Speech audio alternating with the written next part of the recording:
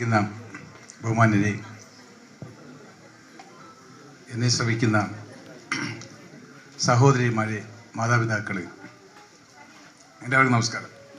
എന്നെ നിങ്ങൾക്ക് നല്ല പരിചയമില്ല, പരിചയം വരാൻ വഴിയില്ല.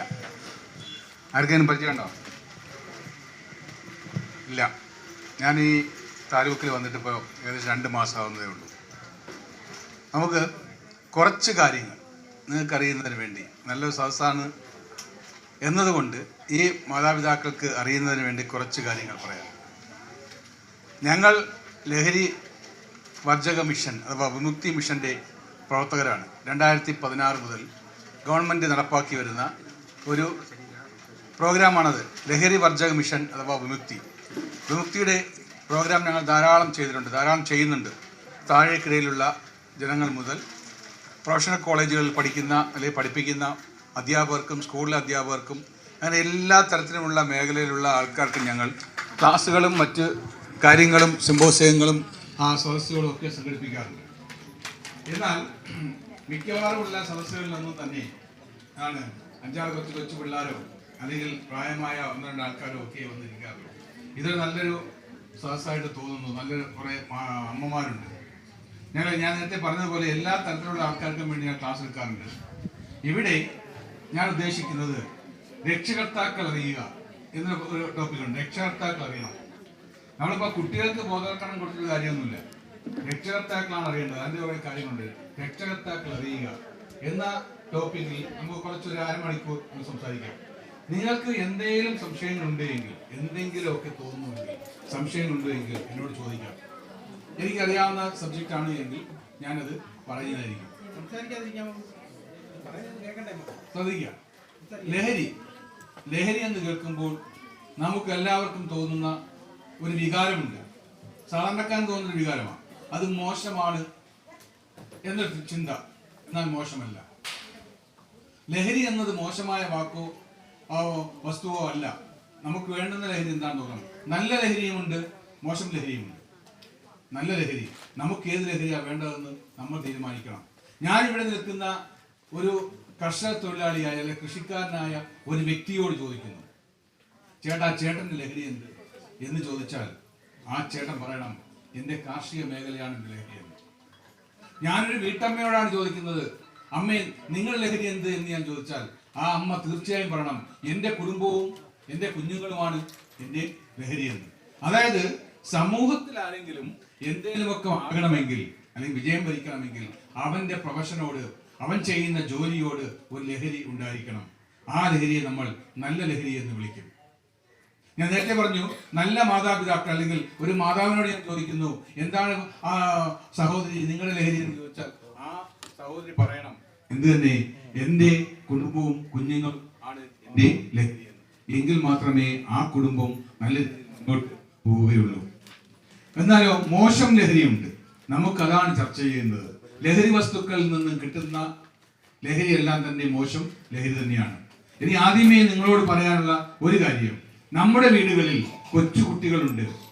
8-10 വയസ്സ് പ്രായമുള്ള ആണും പെണ്ണും ഒക്കെയുള്ള കുട്ടികളുണ്ട്.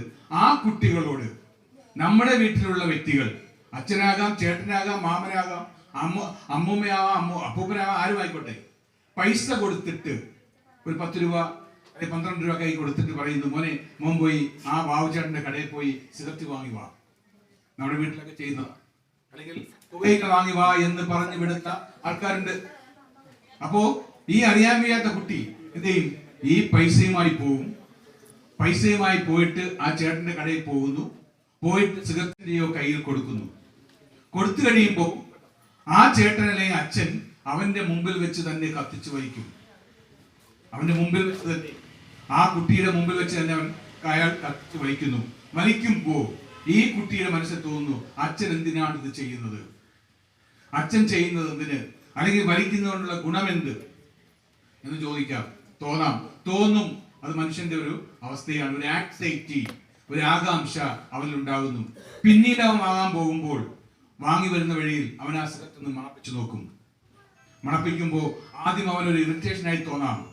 പിന്നീട് അവൻ ചെയ്യും, അത് കത്തിച്ച് വലിക്കും.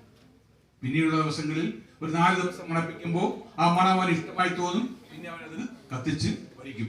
ഇത് മനുഷ്യ സഹജമാണ്. നമ്മൾ അതുകൊണ്ട് ഒരു തരത്തിലുള്ള ഒരു സാഹചര്യങ്ങളും ഉണ്ടാക്കാൻ പാടില്ല. ഇത് ആൺകുട്ടികൾ മാത്രമല്ല, പെൺകുട്ടികളും വലിക്കുന്നവരുണ്ട്, സിഗരറ്റ് വലിക്കുന്ന പെൺകുട്ടികളുണ്ട്. ഞാൻ ചികിത്സിച്ചിട്ടുണ്ട് അവരെ.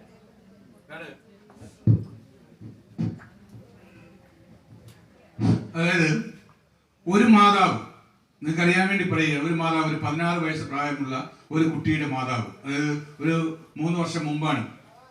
ആ കുട്ടി റെപ്യൂട്ടഡ് ആയ ഒരു സ്കൂളിൽ, ഈ താലൂക്കിലെ റെപ്യൂട്ടഡ് ആയ ഒരു സ്കൂളിൽ പഠിക്കുകയാണ്. +1 സയൻസിന് പഠിക്കുന്ന കുട്ടി. ആ കുട്ടിയുടെ മാതാവ് ഒരു കശുവണ്ടി തൊഴിലാളിയാണ്. അത് അവരൊരിക്കൽ എന്നോട് വിളിച്ചു, അവർ സന്ധ്യ സമയപ്പം വിളിച്ചു പറഞ്ഞു, സാറേ എനിക്ക് ഒരു മകളുണ്ട് സാറേ, പക്ഷേ ആ കുട്ടി ഇപ്പോൾ സ്കൂളിൽ പോകുന്നില്ല. ഈ സ്കൂളിൽ, ഇന്ന സ്കൂളിൽ, ഈ ലൊക്കാലിറ്റിയിലുള്ള സ്കൂളിൽ +1 സയൻസിന് പഠിക്കുകയാണ്. 10ാം ക്ലാസ് എല്ലാ വിഷയങ്ങൾക്കും നല്ല മാർക്കായിരുന്നു സാറേ, A+ വാങ്ങിയ കുട്ടിയാണ്. ഇപ്പോൾ അത് സ്കൂളിൽ പോകുന്നില്ല, രാത്രി ഉറങ്ങില്ല, ഭക്ഷണം കഴിക്കുന്നില്ല. പിന്നെയോ അതിന് എപ്പോഴും വേണ്ടുന്നത് സിഗരറ്റ് മാത്രം, സിഗരറ്റ് വലിക്കണം. എപ്പോഴും തോന്നുന്നു ആ കുട്ടി സിഗരറ്റ് വലി മാത്രമാണ്. രാത്രി കാലങ്ങളിൽ റൂമിനകത്ത് അങ്ങോട്ടും ഇങ്ങോട്ടും നടക്കുകയാണ്, ഒരു ഭ്രാന്തമായ ഒരു ആവേശം, ഭ്രാന്തിയെ പോലെ. അപ്പൊ ഞാൻ പറഞ്ഞു, നിങ്ങൾക്ക് ആ കുട്ടിയെ ഒന്ന് കാണാൻ പറ്റുമോ, ഒന്ന് കൊണ്ടുവരാൻ പറ്റുമോ? നാളെ ഞാൻ കൊണ്ടുവരാൻ സാറേ എന്ന് പറഞ്ഞ ആ സ്ത്രീ, ആ സഹോദരി വേണ്ടി ഒരിക്കൽ എൻ്റെ മുമ്പിൽ കൊണ്ടുവന്നു, എൻ്റെ ഓഫീസിൽ കൊണ്ടുവന്നു, കൊല്ലത്ത് കൊണ്ടുവന്നു. അപ്പൊ ഞാൻ അതിനെ വിളിച്ചിട്ട്, അങ്ങനെ ഒരു കുട്ടിയെ കിട്ടിയാൽ നമ്മൾ വളരെ സൂക്ഷ്മമായി, വളരെ ശ്രദ്ധയോടെ അതിന്റെ കാര്യങ്ങൾ കേൾക്കും. എന്താണ് അതിന് പറ്റിയ അബദ്ധം എവിടെ, അല്ലെങ്കിൽ അതിന്റെ മനസ്സ് എങ്ങനെയാണ്, മനസ്സ് തെറ്റാനുള്ള കാരണം എന്ത് എന്നറിയുന്നതിന് വേണ്ടി അതിനെ ഞാൻ വിളിച്ച് സംസാരിച്ചു. മോക്ക് എന്താണ് പറ്റിയത് എന്ന്. അപ്പോ ആ കുട്ടി എന്നോട് പറഞ്ഞു, സാറേ ഞങ്ങളുടെ ക്ലാസ്സിൽ ഞങ്ങൾ 2 ഗ്രൂപ്പാണ്, ആൺകുട്ടികളുടെ ഒരു ഗ്രൂപ്പും പെൺകുട്ടികളുടെ ഒരു ഗ്രൂപ്പും. ആൺകുട്ടികൾ ഞങ്ങളെ കളിയാക്കും. എന്താണ്, എല്ലാം ചെയ്യാൻ പറ്റില്ല, സിഗരറ്റ് വലിക്കില്ല, ബൈക്ക് ഓടിക്കില്ല, തെങ്ങി കയറാൻ പറ്റില്ല, അങ്ങനെ എല്ലാം പറഞ്ഞ് കളിയാക്കുന്നു സാറേ. ഓരോ സമയങ്ങളും അവസരം കിട്ടുമ്പോൾ അവന്മാർ ഞങ്ങളെ കളിയാക്കുന്നു. എനിക്കാണ് അത് കേട്ട് വിഷമമായി. ഞാൻ ആ കളിയാക്കൽ ചലഞ്ചായി ഏറ്റെടുത്തു. ഒരിക്കൽ ആ ആൺകുട്ടികളുടെ മുമ്പിൽ വെച്ച് ഞാൻ സിഗരറ്റ് കത്തിച്ച് വലിച്ച് കാണിച്ചു കൊടുത്തു. സിഗരറ്റ് കത്തിച്ച് വലിച്ച് കാണിച്ചു കൊടുത്തു. ആദ്യം ഞാൻ ചുമച്ചു, പക്ഷേ 3-4 ദിവസം കഴിഞ്ഞപ്പോ എനിക്കത് ഇഷ്ടമായി തോന്നി. ഞാനിപ്പോൾ ഒരു ദിവസം 16ഓളം സിഗരറ്റ് വലിക്കും. ഒരു പെൺകുട്ടി പറഞ്ഞതാ, 16 വയസ്സ് പ്രായമുള്ള ഒരു പെൺകുട്ടി പറഞ്ഞ വാചകമായത്. ഇത് 16ഓളം സിഗരറ്റ് ഞാൻ ഒരു ദിവസം വലിക്കുമെന്ന്. അതിനെ ഞങ്ങൾ വളരെ ഏറെ കാര്യങ്ങൾ പറഞ്ഞും ക്ലിനിക്കൽ സൈക്കോളജിസ്റ്റിന്റെ അടുത്ത് കൊണ്ടുപോയി. പിന്നെയോ ഞങ്ങൾ കുറെ ആ ക്ലാസ്സുകൾ നൽകിയും മറ്റ് മെന്റർഷിപ്പ് ഒക്കെ കൊടുത്തും അതിനെ ഞങ്ങൾ ഒരാഴ്ച കൊണ്ട് ആ ടെൻഡൻസിയിൽ നിന്ന് മാറ്റിയെടുക്കാൻ പറ്റി.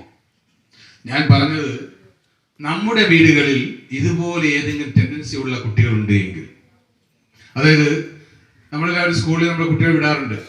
ഏതെങ്കിലും ഒരു സ്കൂളിലെ അധ്യാപികയോ അല്ലെങ്കിൽ വാർഡ് മെമ്പറോ പ്രിൻസിപ്പലോ ആരോ റെപ്യൂട്ടഡായ ഏതെങ്കിലും ഒരു വ്യക്തി നമ്മുടെ കുട്ടികളെ കുറിച്ച് ഒരു മോശം കമന്റ് പറഞ്ഞാൽ, ഒരു മോശം കമന്റ്, എൻ്റെ മോൻ അല്ലെങ്കിൽ ഇയാളുടെ മോനെ ഇന്നടത്ത് വെച്ച് അല്ലെ മോളെ ഇന്നടത്ത് വെച്ച് ഒരു മോശമായ സാഹചര്യത്തിൽ ഞാൻ കണ്ടു എന്ന് പറഞ്ഞാൽ, ആ വ്യക്തിയെ ചീത്ത വിളിക്കാതെ, സ്കൂളിൽ നിന്ന് ടീച്ചറാണ് പറയുന്നതെങ്കിൽ ടീച്ചറിനെ ചീത്ത വിളിക്കാതെ നമ്മൾ എന്ത് ചെയ്യണം?